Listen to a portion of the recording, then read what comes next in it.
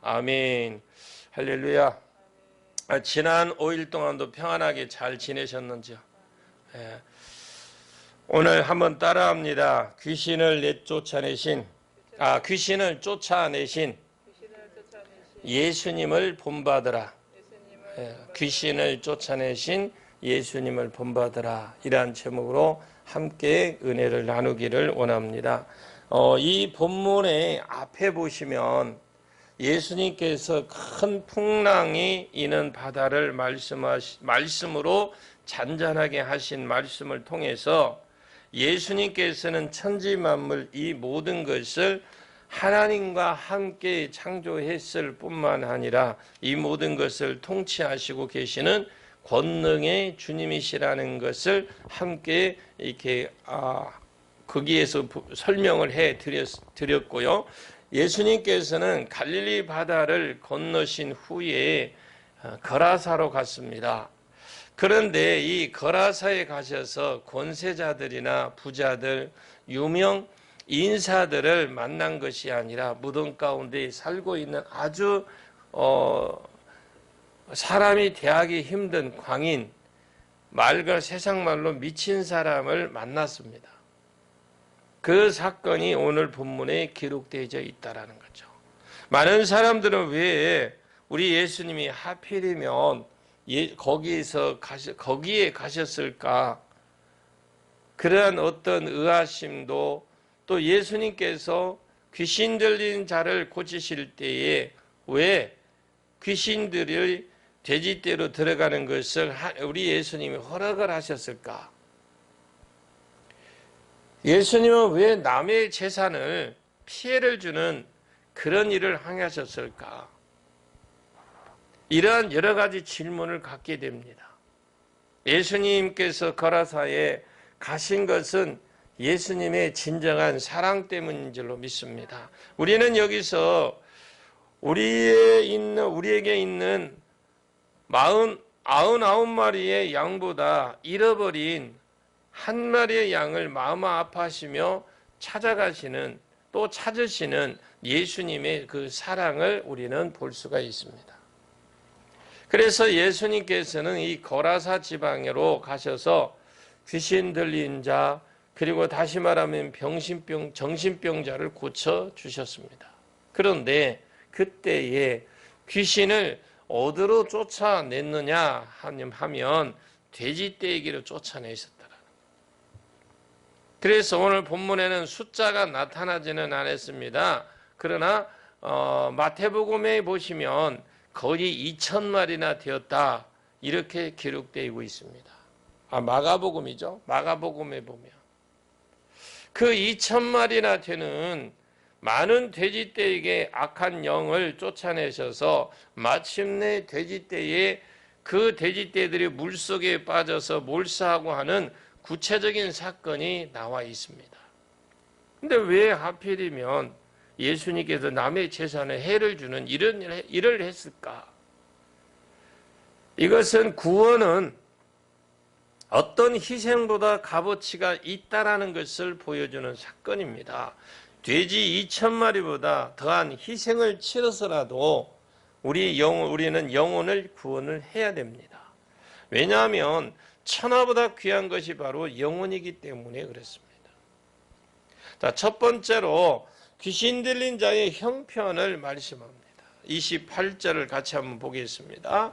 28절입니다. 시작. 또 예수께서 건너편 가다라 지방에 가심에 귀신 들린 자 둘이 무덤 사이에서 나와 예수를 만나니 그들은 몹시 사나워 아무도 그 길로 지나갈 수 없을 지경이더라. 예, 여기 무덤 사이에 살고 있었다 그러죠. 그 28절 오늘 본문에 보면 귀신 들린 자 둘이 무덤 사이에서 나왔다. 무덤 사이에 살고 있었다고 할 때에 우리는 이렇게 산에 이렇게 보면 이렇게 봉이 있어가지고 이렇게 그런 묘지가 있다고, 효자동에 가면 공동묘지가 이렇게 봉이 젖어 있잖아요. 이걸 연상을 하면서 잔디가 있는 무덤 사이에 살았던 것이 아닌가, 이런 생각을 할지 모르겠습니다만, 물론 요즘은 이스라엘의 감람산 기슭기에 있는 묘지는 우리나라 묘지와 비슷한 것도 있다고 합니다. 봉도 있고 비슷한데 이 감람산에 있는 이 묘지를 보게 보니까 이 묘지에 이게 사람 관처럼 세면으로 만들어서 그 속에 넣고 식구가 또 죽으면 그 위에다 또 합니다.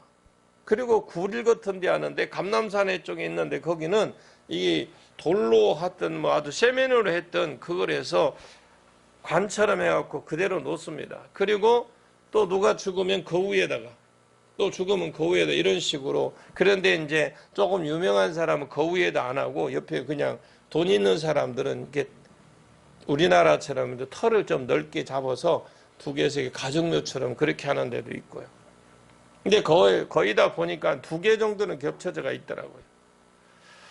그 위에다 또 묘지를 쓸 만큼 굉장히 지저분해요, 지저분해. 그런데 그곳에는 아무나 묻힌 것도 아니에요, 또.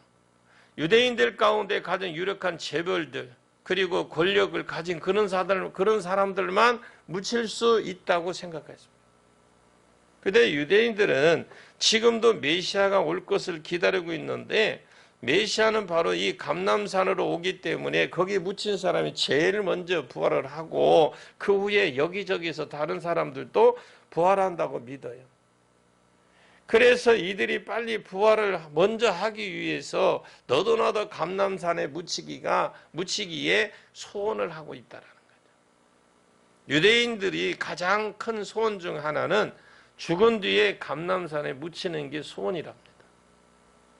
그런데 본래 유대인들의 묘지는 그런 것이 아니거든요. 예수님의 묘지를 생각해 보면 유대인들의 묘지는 그 묘지에서도 나타났던 유대인들의 묘지는 돌산이나 혹은 굴입니다. 굴.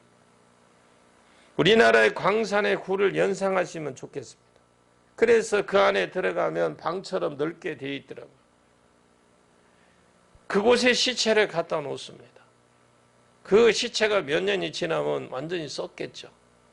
그런데 유대인들 묘지는 가족 묘지이기 때문에 그 뒤에 가족 중에 또 다른 사람이 죽으면 그 사람 시체를 놓고 또 죽으면 또 거기에 또 갖다 놓습니다.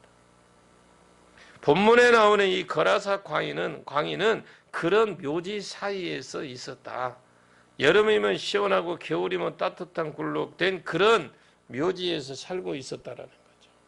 본문에 귀신 들린 자가 무덤 사이에 살고 있었다라, 이것은 영적으로 굉장히 중요한 의미를 우리가 가져다 주고 있습니다.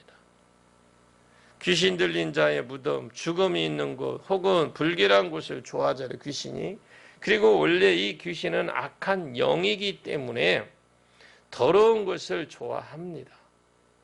죽음을 좋아하고 불길한 것을 좋아하고 잔인한 것을 좋아합니다. 귀신 들린 자는 이런 무덤 사이에서 살고 있었다라는 거죠. 두 번째로는 오늘 본문 28절에 보니까 심히 사납다 그랬어요. 본문에 보니까 그들은 몹시 사나워 아무도 그 길로 지나갈 수 없음이더라. 지경이더라 그랬죠. 근데 이 마가복음에 보시면 아주 구체적으로 잘 기록되어 있는데 그는 군대 귀신에 사로잡혀 있는데 쇠고랑과 쇠사슬과 같은 것으로 결박해도 도저히 가둘 수 없을 만큼 힘이 세다. 이렇게 나왔습니다. 아무리 굵은 쇠사슬로 묶어 두어도 이 묶은 쇠사슬을 풀어버리는 겁니다. 그것만 아니라 그는 벗은 몸으로 살았다고 했는데 그것은 부끄러운 줄 모르는 삶을 살고 있었다. 영적인 것을 상징하고 있습니다. 이 귀신 들린 자는 자기의 생활이 굉장히 더럽고 남들 앞에 내어놓을 수 없을 생활이지만 그러나 그는 부끄러운 것을 전혀 모르고 그냥 살아간다. 그리고 그가 심히 사납다고 하는 여기에서 표현하는 말은 귀신의 능력이 얼마나 큰가를 보여주는 그런 사건입니다. 세상에 그 무엇을 가지고 이 귀신을 제어할 수 있겠느냐라는 것이겠죠. 쇠사슬을 가지고도 안 되고 결박을 해서 가둬둘 수도 없을 정도로 이 귀신은 굉장히 사납고 능력이 있다라는 것을 보여주는 것이죠. 그것은 오늘날에도 역시 마찬가지입니다. 세 번째로는 29절 말씀에 보면 소리질러 말했다고 하는데 29절에 이에 저희가 소리질러 이르되, 이 말씀은 귀신이 말을 했다라는 거죠. 그런데 귀신 들린 자의 특징은, 이 귀신 들린 자의 특징을 우리가 살펴보게 되면 근데 사람을 아주 잘 알아봐요. 그래서 능력이 있는 사람이 올 때는 꼼짝을 못하고 벌벌 떠고 두 손을 빌고 빡싹 빌고 거품을 물면서 어쩔 줄 몰라 합니다. 그래서 여러분 능력 있는 자가 되십시오. 아멘. 그 여러분이 능력 있는 자가 되시라고요. 그래서 여러분이 지나가기만 해도 귀신이 그냥 입에서 벚금 물고 떠나는, 아멘, 이런 능력이 있는 자가 되셔야 돼요. 그러나 능력이 없는 사람들은 야, 너까지 것이 날 잡으러 오냐 하면 오히려 조롱을 합니다. 어쨌든 귀신은 말을 한다라는 것인데, 그리고 능력도 있어요. 말도 하고 능력도 있고 그 사람의 영적인 상태를 누구보다도 또 잘 알아봐. 근데 말 그대로 세상 말로 귀신같이 알아봐. 네 번째로는 예수님이 누군지를 알아요. 29절에 보면 예수님 보고 이럽니다. 하나님의 아들이요, 이렇게 그가 말합니다. 그게 누굽니까? 귀신이. 귀신은 말하는 것이 아니라, 말만 하는 것이 아니라 예수님이 누구인지, 그 하나님이 누구인지를 너무나 잘 알아요. 그래서 예수님을 보고 귀신도 알고 떨었습니다. 귀신도 자기의 심판을 받을 것을 알고 굉장히 두려워했습니다. 이러한 우리를 안고 있는, 아직 우리 주변에서 안고 있는, 떠나지 않고 있는 악한 영들은 떠나갈지어다. 다 떠나가기를 원합니다. 선포하고 명령하십시오. 그렇기 때문에 우리는 아는 것, 그것만 가지고 부족해요. 아, 귀신은 능력도 있대. 잘 분별한대. 그리고 우리 하나님의 능력이 믿는 자에게 능치 못할 일이 없대. 능력이 있대. 아는 것만 가지고는 안 돼요. 우리는 알고 믿어야 될 줄로 믿습니다. 그리고 순종해야 됩니다. 그 자리까지 나가야 돼요. 우리는 알고 믿고 순종하는 자리까지 나가야 될 줄로 믿습니다. 그래야 그 신앙 자체가 정상적인 신앙이 된다라는 겁니다. 다섯 번째로는 31절을 보겠습니다. 31절 시작. 귀신들이 예수께 간구하여 이르되 만일 우리를 쫓아내시려면 돼지떼에 들여보내주소서 하니. 예, 돼지떼에 들여보내달라고 하죠. 만일 그럽니다. 만일, 이 말은 무슨 말이냐면 분명히 우리를 쫓아낼 건데 우리를 돼지떼에 들어가게 해달라 이 말이겠죠. 귀신들은 자기들이 쫓아내실 것을 압니다. 돼지떼에 들여보내달라고 예수님께 간구하죠. 그 당시에 숫자도 마가복음에 보면 거의 2,000마리 되었다고 하는데, 여기에 있는 귀신의 숫자 역시 숫자가 아니에요. 뭐 숫자로 이렇게 하는데 여기 있는 숫자도 숫자가 아니라 마가복음과 누가복음에 보면 예수님이 그 이름을 물었을 때에 레기온이라고 했죠. 군대라 그랬어. 군대. 그래서 이 군대라고 하니까 군대 그러면 어떻게 해요? 그 당시 로마 군대에는 6,000명의 정도의 단위로 되어 있었는데 우리나라 일개 사단이 약 1만 명 정도 되는데 그들은 6,000명쯤 되는 겁니다. 그러니까 한 사람 안에 이렇게 많은 악한 영이 귀신의 역사를 하고 있다라는 것을 상징으로 하는 것이지 어떤 숫자로 계산하는 것은 아니다. 그래서 아무도 그를 제어할 수가 없더라는 것입니다. 자, 큰 두 번째로 봅니다. 32절을 볼게요. 시작. 그들에게 가라 하시니 귀신들이 나와서 돼지에게로 들어가는지라 온 떼가 비탈로 내리다라 바다에 들어가서 물에서 몰사하거늘. 우리가 보면 예수님의 권능을 말씀하는 것인데요. 그 첫째로 예수님의 권능은 귀신도 순종하는 권능인 줄로 믿습니다. 그래서 우리 예수님의 권능이 대단합니다. 근데 이 권능을 어디에서 받습니까? 우리는 어떻게 하면 받으라고 그랬어요? 우리 예수님이 사도행전 1장 8절 말씀을 보시게 되면 성령을 받으면 뭐라고 그래요?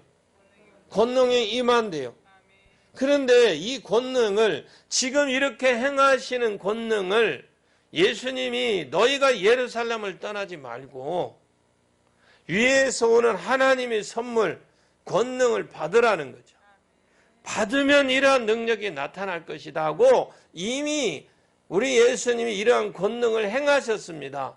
그 권능을 사도행전 1장 8절 말씀처럼 성령이 임하면 너희에게도 그런 권능이 임할 것이다. 그러니까 권능을 받아서 우리 귀신을 쫓는 것이지. 그래서 누가 대단한 사람이 아니에요. 여러분이 그 말씀이 믿어지는 사람이 그 성령 충만 받은 사람만이 행할 수 있는 능력이다라는 거죠. 여러분에게 능력이 더 임하기를 원합니다. 권능이 임하기를 원합니다. 권능이 임하면 귀신도요 순종합니다. 귀신들의 능력은 있어요. 그렇지만 그것과 비교할 수 없는 예수님의 권능이 본문에 나타나는데 32절에 그럽니다. 그들에게 예수님께서 귀신들에게 가라 하니까 귀신들이 그 사람에게 나와서 돼지떼에게로 들어갔어요. 물론 귀신이 능력도 있고 한 사람의 영혼을 완전히 방해시킬 수 있을 만큼 힘도 가지고 있지만 예수님이 가지고 있는 권능에는 여기에 비교할 수 없습니다. 그래서 우리 예수님이 가지고 있는 권능을 받으셔야 돼요. 받는 길은 유일하게 사도행전에서 말씀했던 것처럼 우리는 유일하게 성령 충만히 받아야 됩니다. 예수님은 귀신도 순종하는 그런 권능을 주셨다라는 거죠. 여러분 예루살렘에 성령이 임할 때에 큰 바람 소리와 같은 그 소리를 냈던 실질적으로 소리만 났지 바람은 안 봐. 그 바람 소리 같으면 예루살렘 건물 다 날아간대. 그런데 그 소리가 무엇인가 하고 수만 명이 몰려들었을 때에 베드로가 담당 기도했을 때 선포하고 설교했을 때에 놀란 3,000명, 5,000명 막 그 이상으로 변화가 됐던 것입니다. 성령의 권능이 이와 같이 일어나야 될 줄로 믿습니다. 그런데요, 이 마태는 이렇게 계속해서 예수님의 권능이 많다는 것만 계속해서 기록하고 있느냐? 요즘도 그렇습니다만 그 당시 사실 이 귀신으로 인해서 피해를 입은 사람들이 적지 않게 많이 있었습니다. 그런데 예수님은 그 귀신들보다 권능이 많다는 것에 대해서 두 가지 견해가 있습니다만 저는 있다고 믿어요. 믿을 뿐만 아니라 저 자신의 체험한 바가 있기 때문에. 그런데 중요한 것은 이렇게 귀신에 사로잡힌 사람, 귀신의 영향 안에, 즉 영향권 안에 있는 사람도 예수님의 권능이 임하면 나사렛 예수 그리스도 이름으로 모든 귀신은 물러갈 줄로 믿습니다. 또 예수님의 이름에 귀신들이 순종하는 것을 볼 수 있을 겁니다. 그래서 우리가 귀신 들린 자를 쫓아내는 건데 우리가 쫓아내는 것이 아니라 예수님의 권능이 그 안에 들어가서 그 귀신을 쫓아낼 수 있도록 먼저 우리는 권능을 받으셔야 돼요. 이처럼 우리는 예수님의 권능은 많으심을 믿으시길 바랍니다. 작은 두 번째로는 예수님은 말씀으로 권능으로 행하셨습니다. 예수님께서 귀신 들린 자에게 무슨 희한한 무기를 사용한 것도 아닙니다. 장풍을 사용했다든가 아니면 다리를 걸러 넘어뜨렸다든가 그런 거 사용 안 했어요. 말씀으로 명령하셨을 때 귀신이 떨면서 그대로 순종한 줄로 믿습니다. 말씀의 권능이 있습니다. 말씀의 능력이 있습니다. 그래서 여러분들이 하루에 석장 10장씩 읽는 거, 이거 여러분 진짜 영의 양식을 풍족하게 먹는 겁니다. 여러분 더 풍족하게 드시기를 바라요. 이것이 말씀의 권능이신데, 여러분 말씀을 읽는 자와 말씀을 읽지 않는 자의 차역을 해보고 축사를 기도하는 자, 말씀을 읽는 자, 예배에 충실한 자, 그런 사람을 치료하는 것과, 그러나 그렇지 않는 사람과 치료할 때는 판이하게 달라요. 우리 호세아서를 배우면서 전도서에 보면 뭐라고 했으면, 하나님이 굳게 하는 것은 아무도 펼 수 없잖아요. 누가 펴야 됩니까? 하나님 펴야 돼요.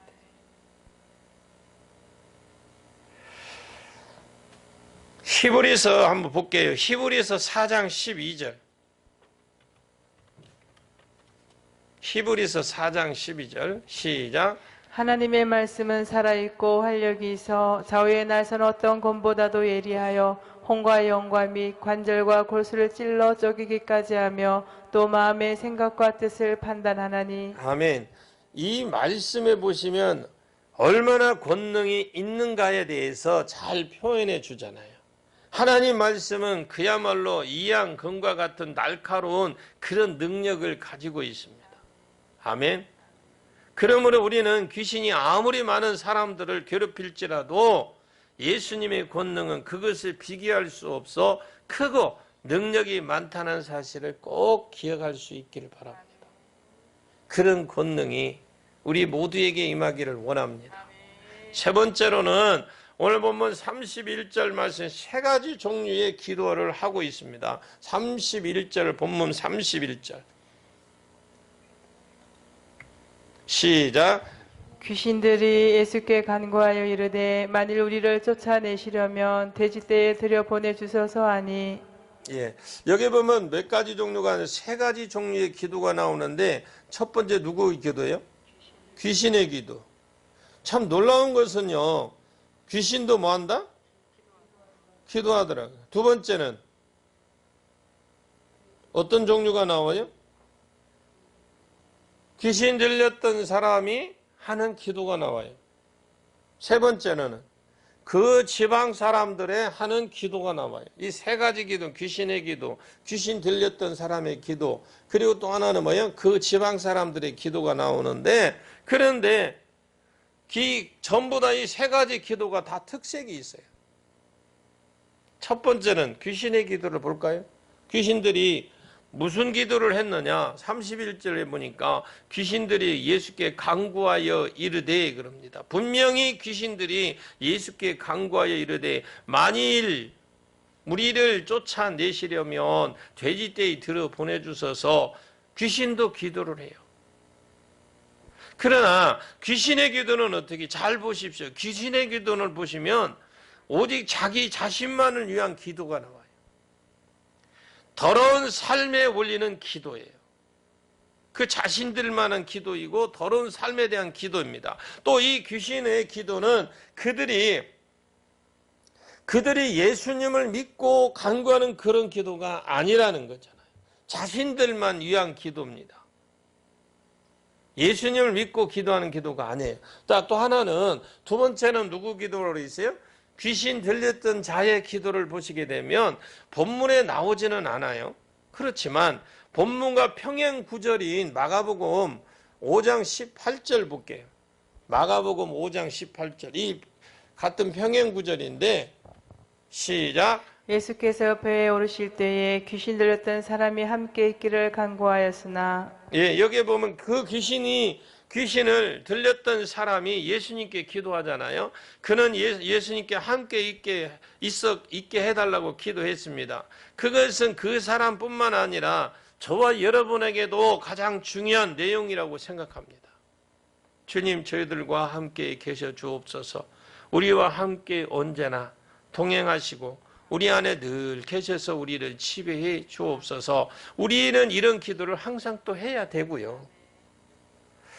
물론 예수님은 볼지어다 내가 세상 끝날까지 너희와 항상 함께 있으라 약속도 하셨습니다. 또 그 약속대로 또 우리와 늘 동행하시는 줄로 믿습니다.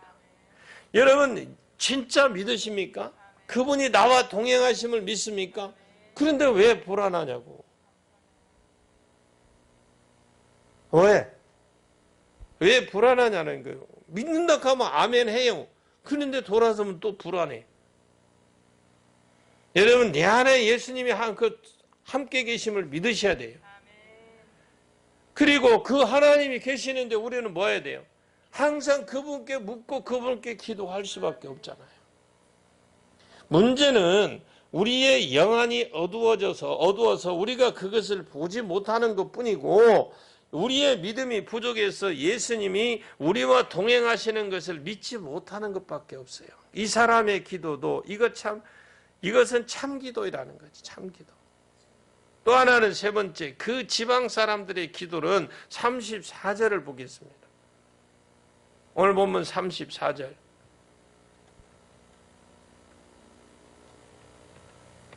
시작. 온 시내가 예수를 만나려고 나가서 보고 그 지방에서 떠나시기를 간구하더라. 예, 여기 보면 참 여러분 생각해보면 어떤 생각이 들어요? 그 사람들 보니까 어떤 생각이 듭니까? 야, 여러분 나름대로 판단을 해보시죠. 그 사람들 어떤 사람들 같아요? 어? 그냥 어리석은 기도한다고 생각하죠. 어리석은 기도. 예수님이잖아요. 저들에게는 그야말로 아주 좋은 기회가 찾아온 것입니다. 그들은 우리를 구원해 주옵소서, 우리를 축복해 주옵소서 하고 기도하는 것이 당연하잖아요. 그들에게 예수님께 복을 받을 수 있는 절호의 찬스가 왔어요. 그런데 그들이 우리를 떠나가십시오. 여러분 이런 기도 안 하기를 바랍니다. 왜 그런지 압니까? 왜? 사업상 이기적인 동기에서 그런 것이 나오는데 다시 말씀드리면 저들은 귀신을 섬기면서 살았던 자들이에요. 돼지나 기르는 더러운 직업을 가지고 살았고 거기에 취직해서 붙어서 먹고 살았습니다. 그런데 귀신 들린 자가 제정신이 나고 귀신들이 돼지떼에 들어가도 돼지떼가 이제 몰살 될 때에 이들은 이거 큰일 났구나 하고 생각을 했던 것이죠. 밥줄 끊겼구나. 그들은 그야말로 이기적인 계산을 했는데 우리가 예수님을 믿게 될 때의 경제적인 표준에서만 본다면 손해보는 경우들이 많아요. 경제적인 표준에서 보면 예수 믿고 직장을 잃은 사람도 있고요. 또 예수 믿고 집에서 쫓겨난 사람도 있고 예수 믿고 매 맞는 사람도 있고 예수 믿고 핍박받고 욕먹는 사람, 그야말로 예수 믿기 때문에 이런 여러 가지 악조건 속에서 들어가는 경우들이 허다하게 많아요. 거라사에 살고 있던 사람들은 바로 이 외적인 악조건만 보았던 것이죠. 그래서 예수님을 뭐라고 그래요? 빨리 이 지역에서 떠나달라. 여기에 계속 계시다가는 그들이 직장을 잃게 될지 모르겠고 무슨 손해를 더 볼지 모르니까 예수님에게 빨리 떠나라는 거죠. 참 어리석은 사람들이죠. 오늘날에도 예수 믿는 것을 외적인 축복, 기복신앙적인 측면에서만 계산하다가 손해보거나 별 유익이 없으면 떠나는 사람도 있는데 그것은 아주 잘못된 것입니다. 여러분 어려울수록 더 주님과 관계가 맺어지기를 원합니다.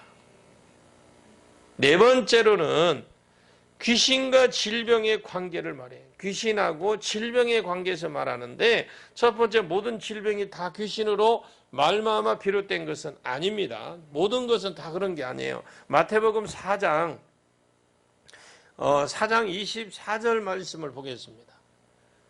마태복음 4장 24절 시작.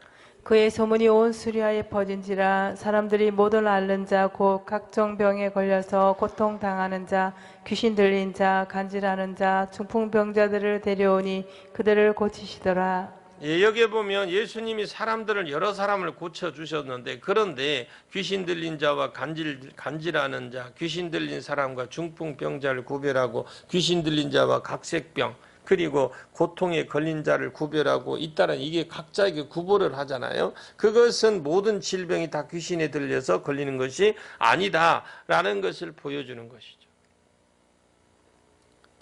그러니까 이게 무슨 뜻이냐면 귀신 들려서 걸리는 경우도 있겠지만 그렇지 않을 수도 있다라는 거예요. 특히 우리나라에서 잘못된 귀신론들이 있어요. 베레아에 속한 사람들이나 그 영향을 받은 사람들, 귀신을 믿지 않고 죽은 자의 영혼, 귀신이라서는 죽은 자의 영혼이라고 합니다. 또 그들은 모든 질병은 귀신으로 말미암아서 온다고 생각을 합니다. 억지를 부리는 거죠, 뭐. 심지어 감기에 걸리면 감기 귀신 걸렸다고 하고, 졸음이 오는 것도 졸음 귀신이 들어가서 그런 것이라고 그런 식으로 주장을 합니다. 그러나 그것은 성경적으로 볼 때에 잘못된 것입니다. 귀신 들려서 병을 걸리는 경우도 있어요. 보다 더 나은 사람들은 뭐냐면 너무 과로한 일로 인해서 육체적인 어떤 질병도 올 수 있고 사고를 당했거나 바이러스나 전염병, 세균 때문에 걸리는 경우도 있다라는 거죠. 그러므로 모든 질병이 다 귀신 들린 것은 아니라는 것을 먼저 여러분 기억하시길 바랍니다. 두 번째로는 귀신 들렸다라는 것이 정신병에 걸렸다는 뜻도 아닙니다. 여러분 귀신 들린 사람을 그냥 정신병에 걸린 사람을 또 귀신 들렸다고 하는 사람이 있지 않나? 또 정신병에 걸린 사람은 귀신 들렸다고 하지 않나? 그래가지고 막 그 귀신 정신병에 걸린 사람을 가지고 귀신 나가라고 쫓아내면 있어야 나가지. 또 귀신 들린 사람 정신병원에 갖다 놓으니까 약을 냈다 먹여놓으니까 이게 나중에는 귀신이 이 사람이 쫓아내야 되는데 자기 본인이 힘이 없어서 못 쫓아내. 병신 다 만들어 놔가지고 이런 경우들이 있어요. 이런들이. 여러분 영안이 확 밝아지기를 원해요. 분별을 해야죠. 분별을. 귀신 들렸다라는 말은 정신병에 걸렸다는 뜻이 아니라 오늘 본문 28절 말씀을 보시면 사람은 정신병이 아니에요. 이 사람은 지금 28절을 보십시오. 시작. 또 예수께서 건너편 가다라 지방에 가심에 귀신 들린 자 둘이 무덤 사이에서 나와 예수를 만나니 그들은 몹시 사나워 아무도 그 길로 지나갈 수 없을 지경이더라. 예, 지금 이 사람은 정신병에 걸린 게 아니거든요. 그래서 정신병에 걸린 사람들은 다 귀신 들렸다고 생각해서는 안 되는 것입니다. 여러분 정신병에는 여러 가지 종류가 있어요. 그 중에 어떤 것은 이 뇌에서 뇌 세포에 이상이 생겨서 망상을 하는 사람이 있어요. 그리고 우울해진다든지 노이로제 증상을 일으키는 것인데 이런 것들은요 정신병이지. 정신병에 그것은 어떤 그런 것은 우리가 구분을 잘해야 됩니다. 그저 약을 가지고 정신병을 고치는 경우도 얼마든지 있잖아요. 만약에 모든 정신병이 귀신으로 말미암아 되어졌다면 약을 가지고 통해서 고칠 수 없습니다, 여러분. 그것은 오직 믿음을 통해서만 고칠 수 있는 것입니다. 물론 귀신 들려서 정신병에 걸리는 경우도 있어요. 간혹 있긴 있더라고요. 모든 정신병이 귀신 들린 것은 아니라는 것이죠. 세 번째로는 귀신은 즉 악마라고 하는데 사단의 하수입니다. 하수. 쉽게 말하면 귀신의 본질이 사탄의 하수다. 이 사단을 우리말로 성경에 보면 사단이라고 합니다. 사단. 사탄을 가지고 우리나라 말로 성경에 보면 사단이라고 하는데 원문에 보면 사탄이라고 되어 있습니다. 그런데 이 사탄은 우리말로 번역하면 악마예요. 혹은 붉은 용, 옛뱀 등을 가지고 성경에 나오는데 그건 사단을 말하는데 사단은 본래의 천사장이잖아요. 그래 하나님을 배신하고 결국 반역하여 사단이 되었는데 이게 사탄이 됐죠. 사탄. 본래 이 사탄은 음악을 관장하는 하나님 앞에서 찬양하는 그런 일을 아주 귀한 일을 했습니다. 그러다가 결국 하나님을 배신하고 악한 영으로 전락이 됩니다. 그런데 이 사탄 밑에는 많은 부하들이 그러니까 하수인들이 있습니다. 그것을 우리는 악령이다 혹은 귀신이다 이렇게 부릅니다. 악령이나 귀신은 같은 것입니다. 오직 예수님만이 사탄 마귀를 제어할 수 있는 권세가 있음을 믿으십시오. 귀신은 오늘날에도 여러 가지 방식으로 역사를 하고 있습니다. 우리로 하여금 교만케 하고 또 절망케 해서 혹은 욕심으로 혹은 돈의 노예가 되게 해서 우리에게 영향을 적지 않게 주고 있습니다. 그러니까 귀신에 사로잡히는 경우는 굉장히 드뭅니다만은 이런 귀신의 영향이 얼마나 많은지 모른다라는 거죠. 오늘날 사회를 어지럽게 하는 마약이나 도박 등 이런 것들이 다 여기에 나온 건데, 그러나 이것은 교육 방법이나 힘으로 사탄 마귀를 제어할 수는 없습니다. 오직 이것은 예수님만이 제어할 수 있음을 믿으시길 바랍니다. 그래서 오늘 본문 33절이나 마가복음 5장 20절 말씀. 그래서 오늘 본문 33절을 먼저 한번 불러볼까요? 33절을 보겠습니다. 같이 읽습니다. 시작. 치던 자들이 달아나 시내에 들어가 이 모든 일과 귀신 들린 자의 일을 고하니. 그래 이제 마가복음 5장 20절을 보십시오.